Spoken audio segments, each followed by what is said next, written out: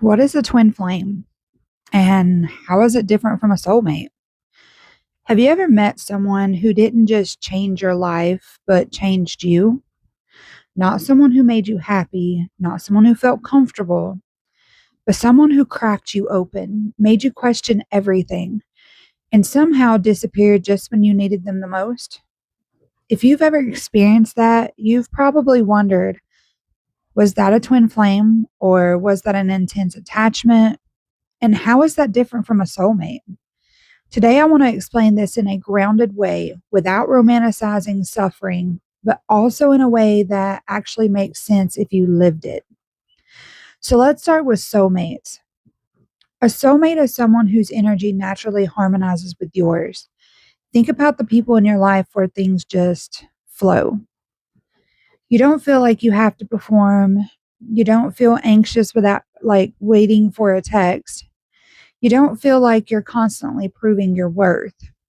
You show up as yourself, and that's enough. That's soulmate energy. Soulmates are here to support your growth, share experiences, build something stable and real, and teach you what healthy connections feels like. And here's something most people don't realize: you have more than one soulmate. A soulmate might be a romantic partner, a close friend, a child, someone you meet during a pivotal season of life. They come when you're ready to live, not when you're ready to be dismantled. Sometimes soulmates feel like home, but not the kind you have to rebuild from the ground up. Now, twin flames. A twin flame is not about harmony, it's not about reflection. The twin flame concept is based on the idea that one soul energy exists in two expressions, two people carrying the same energetic blueprint. That's why when you meet them, something feels unnervingly familiar. It's not butterflies, it's not excitement, it's recognition. And it usually happens really fast. You lock eyes, you feel exposed, and then you feel pulled into, or you pulled in before logic catches up. And suddenly you're not the same person anymore.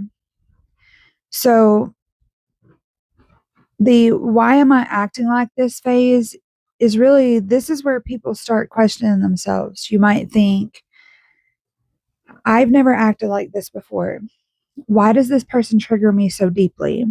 Why do I feel calm one minute and extremely unraveled the next?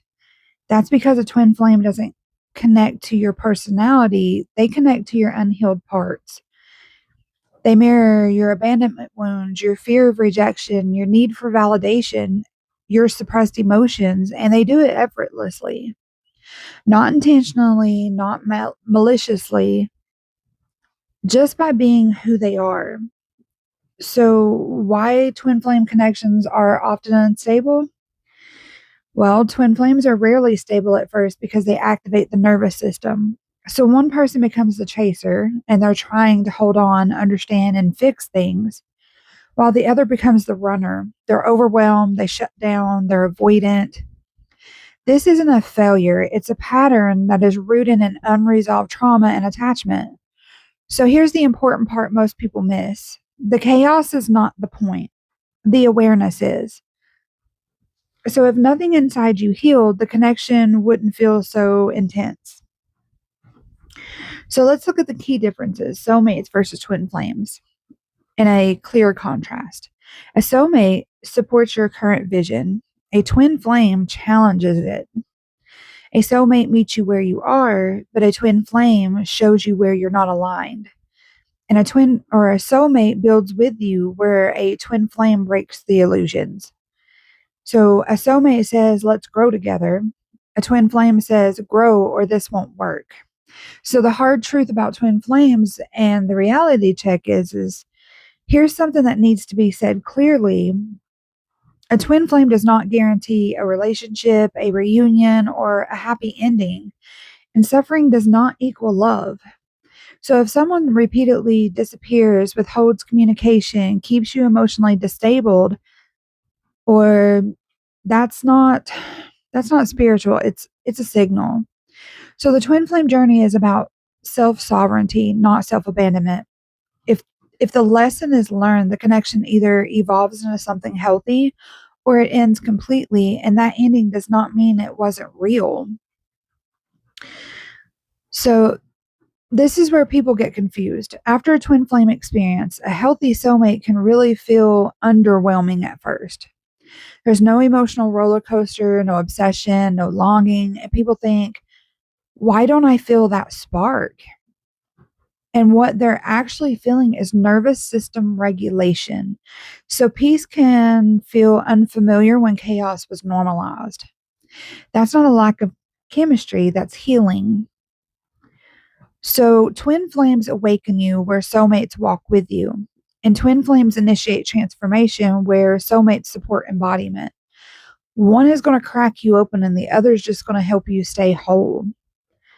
And sometimes the deepest love of your life isn't the one that shattered you, but the one that meets you after you've been yourself or you put yourself back together. So if this resonated, it's because you've lived it, not because you're broken or you're too much. So if you're still in the middle of it, remember this: you don't need chaos to grow. You don't need pain to be chosen. And you don't need reunion to be complete. Clarity is the real union. So I hope this really clarified some things for you guys, and I will see you in the next video.